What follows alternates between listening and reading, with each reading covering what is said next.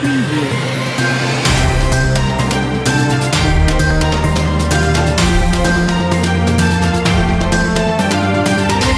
Mesdames et messieurs, bonsoir. Merci de nous avoir choisis pour s'informer. C'est l'heure du journal. Tout de suite les titres. Au sommaire de cette édition, le syndicat des professionnels de l'information et de la communication du Sénégal interpelle le chef de l'État sur la situation du quotidien Le Soleil. En politique, la Commission nationale de recensement des votes a publié hier les résultats provisoires issus des élections législatives du 31 juillet dernier. Après cette proclamation de ces résultats provisoires, la coalition Wallu Sénégal soutient que ces élections résultent de la défaite de la coalition au pouvoir Benno Bokk Yakaar et appelle les autres coalitions de l'opposition à rallier toutes les autres coalitions pour former une majorité absolue à l'Assemblée nationale. L'actualité internationale et la page sportive mettront fin à cette édition. Le développement, c'est dans un instant. Pour démarrer, le syndicat des professionnels de l'information et de la communication du Sénégal interpelle le chef de l'État sur la situation du quotidien Le Soleil où 11 journalistes ont été arrêtés et détenus jeudi dans les locaux de la gendarmerie de Thionk avant d'être libérés.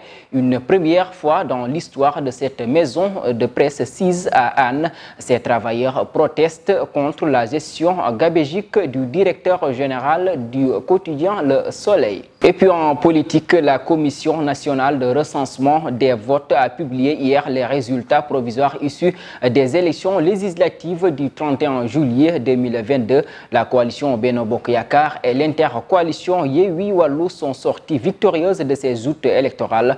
Je vous propose de suivre Siré Aliba, président de la CNRF. La Commission nationale de recensement des votes, conformément aux dispositions de l'article LO 143 du Code électoral, proclame provisoirement les résultats des élections législatives du 31 juillet 2022 ainsi qu'il suit. Nombre d'électeurs inscrits 7 036 466. Nombre de votants 3 281 583. Nombre de bulletins nuls, 20 697. Suffrages valablement exprimés, 3 260 886. Taux de participation, 46,64%. Les différentes coalitions ont obtenu les scores suivants. La coalition Benno Bokk Gis Gis obtient au total un siège au scrutin proportionnel. La coalition Natangué Askan Wi n'a pas de siège. La coalition Aar Sénégal obtient un siège au scrutin proportionnel. La coalition Benno Bokk Yakaar obtient 57 sièges au scrutin majoritaire et 25 sièges au scrutin proportionnel, ce qui fait 82 sièges. Buntu Bi n'obtient pas de siège. Les serviteurs MPR obtiennent un siège au scrutin proportionnel. La coalition Wallu Sénégal obtient 16 sièges au scrutin majoritaire et 8 au scrutin proportionnel, ce qui fait 24 sièges. La coalition Yewwi Askan Wi obtient 39 sièges au scrutin majoritaire et 17 au scrutin proportionnel, ce qui fait 56 sièges. Et puis, la tête de la liste nationale de la coalition Benno Bokk Yakaar a fait face à la presse hier après la proclamation des résultats provisoires de la Commission nationale de recensement des votes. Aminata Touré a ainsi renouvelé ses vives félicitations au peuple sénégalais. Suivons ses propos. Chers camarades, nous l'avions dit, nous l'avons fait, nous avons gagné. Monsieur le Président de notre coalition, Monsieur le Président Macky Sall, chers camarades, la proclamation des résultats du scrutin du 31 juillet 2022 par la Commission nationale de recensement des votes nous donne une victoire nette, sans bavure, nous donne une victoire nette et sans bavure à nous, la coalition Benno Bokk Yakaar. En effet, sur 3 260 886 suffrages valablement exprimés, la coalition Benno Bokk Yakaar a obtenu 1 518 137 et 82 sièges, avec une avance de près d'un demi-million de voix sur le suivant. Kacha Top rawe nañ ko 500 000 voix. La coalition Benno Bokk Yakaar salue la bonne organisation du scrutin sur l'ensemble du territoire national, dans la paix et la sérénité, le caractère libre, transparent de ces élections. La coalition Benno Bokk Yakaar se félicite de la maturité du peuple sénégalais et de la solidité de son système démocratique. Le Sénégal reste et demeure une grande démocratie. La coalition Benno Bokk Yakaar tient particulièrement à remercier les Sénégalais qui, depuis 10 ans, ont choisi systématiquement. Le résultat de ces élections ouvre une nouvelle ère constitutionnelle. La coalition Benno Bokk Yakaar renouvelle ses vives félicitations au peuple sénégalais tout entier et l'assure de la poursuite de réformes indispensables à la construction d'un Sénégal solidaire, prospère dans un état de droit, et ceci en toute responsabilité et élégance. Après la proclamation de ces résultats provisoires, la coalition Wallu-Sénégal a fait face à la presse ce vendredi. Leur mandataire national déclare que ces élections résultent d'une défaite de la coalition au pouvoir et appelle aux autres 3 coalitions de le rejoindre pour former une majorité à l'Assemblée nationale. Suivant Mamadou Lamine Thiam, mandataire national de la coalition Wallu-Sénégal. L'opposition s'est lancée en campagne. L'intercoalition Wallu-Yewwi a mis en place une stratégie, une tactique électorale qui a permis de mener une campagne victorieuse. Les populations nous ont accueillis, les populations nous ont acclamés de jour, de nuit, sous la chaleur, sous la nuit. Et malgré l'ensemble des stratégies que le pouvoir a eu à utiliser, l'opposition est sortie victorieuse de ces élections. Nous avions demandé une majorité aux Sénégalais, les Sénégalais nous l'ont donnée. La coalition au pouvoir aujourd'hui n'a pas de majorité, tout le monde l'a constaté, ils n'ont pas de majorité absolue, ils ont peiné même à avoir les 82 voix qui leur sont accréditées.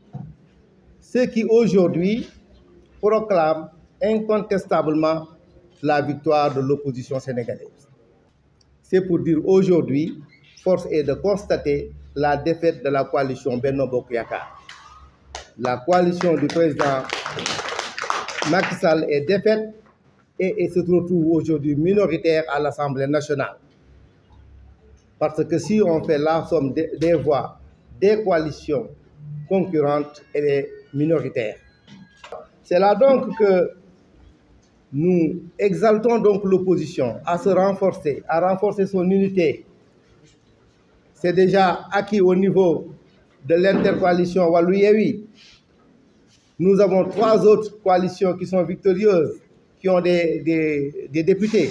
Ces coalitions ont bâti la campagne sur les mêmes thèmes que Wallu-Yewwi, sur les thèmes de rupture avec l'Assemblée nationale actuelle. Ils ont promis, comme nous, aux Sénégalais, les changements au niveau de l'Assemblée nationale. C'est pourquoi nous les appelons à se constituer avec la grande majorité de Wallu-Yewwi, à aller ensemble. Ensemble, nous sommes majoritaires à l'Assemblée nationale pour entonner, pour aller vers les changements que nous avons promis aux Sénégalais, c'est-à-dire peser sur la marche du pays et faire au niveau de l'Assemblée nationale l'ensemble des réformes que nous avons promis au peuple sénégalais. Toujours après la proclamation des résultats, prend place les manœuvres et luttes pour obtenir la majorité et la présidence de l'Assemblée nationale. Un énigme sur lequel Maître Ousmane Seye, membre de la coalition Benno Bokk Yakaar, déclare que le président de l'Assemblée devait venir de la mouvance présidentielle.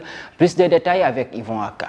Maître Ousmane Seye, avocat et membre de la coalition Benno Bokk Yakaar, est d'avis que l'intercoalition n'existe pas dans le droit électoral. La preuve, Pendant la proclamation des résultats, chaque coalition a eu ses députés. D'ailleurs, dit-il, le président de l'Assemblée nationale serait de Benno Bokk Yakaar et cette dernière pourrait avoir la plus grande majorité avec les jeux d'alliance politique. Le membre de la mouvance présidentielle n'a pas raté le mandataire de la coalition Yewwi Askan Wi, Déthié Fall, qui selon lui ne connaît pas les procédures électorales. Selon Yewwi Askan Wi, ne peut pas demander l'annulation des procès-verbaux des observations faites par ses représentants au bureau des votes. Il a ajouté aussi qu'il n'aurait pas demandé les procès-verbaux car leurs mandataires dans les bureaux de vote et au niveau départemental détiennent les copies. On ne peut parler de fraude sans preuve. Ils l'ont gagné à Dakar, tout comme nous avons gagné ailleurs. Ce qui reste est d'accepter les résultats comme bon démocrate. Pour le prochain président de l'Assemblée nationale, les conditions de désignation de ce poste ne vont pas changer. C'est la session parlementaire qui réunit les députés du pouvoir et ceux de l'opposition qui choisit le président de l'Assemblée nationale, nous dit l'analyste politique Mamadou Sy Albert. Pour plus de détails et d'éclaircissements, je vous propose de le suivre. Les conditions de désignation du président de l'Assemblée ne vont pas changer.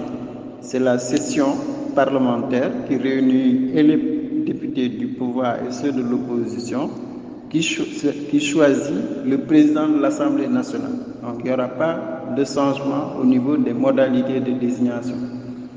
Il n'y aura pas non plus de changement. C'est le président de la République qui va convoquer cette session. Et maintenant, avant la tenue de la session, chaque groupe parlementaire va être constitué. Donc les députés viennent à cette session avec des groupes parlementaires, soit des groupes constitués ou des députés qui ne seront pas dans les groupes constitués. Maintenant, la difficulté pour le prochain président de l'Assemblée nationale, la majorité présidentielle ne peut pas choisir a priori le président de l'Assemblée nationale parce qu'ils n'ont pas la majorité. Ils ont 82 députés et vous avez 84 du côté de l'opposition.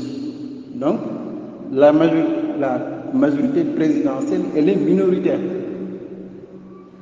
Et pour être président de la République, président de l'Assemblée nationale, il faut avoir la majorité. On va décompter le jour de la désignation. Celui qui aura la majorité sera le président de l'Assemblée nationale. Voilà à peu près les scénarios qu'on a. Bon, on ne sait pas. Maintenant, le jeu est très ouvert. Celui qui réussira, si Benno réussit à avoir le soutien des 4 députés, Benno, son président, va passer. Mais si c'est Wallou et Yewwi qui réussissent à convaincre les 4 autres, on aura un président de l'Assemblée nationale qui viendra de l'opposition.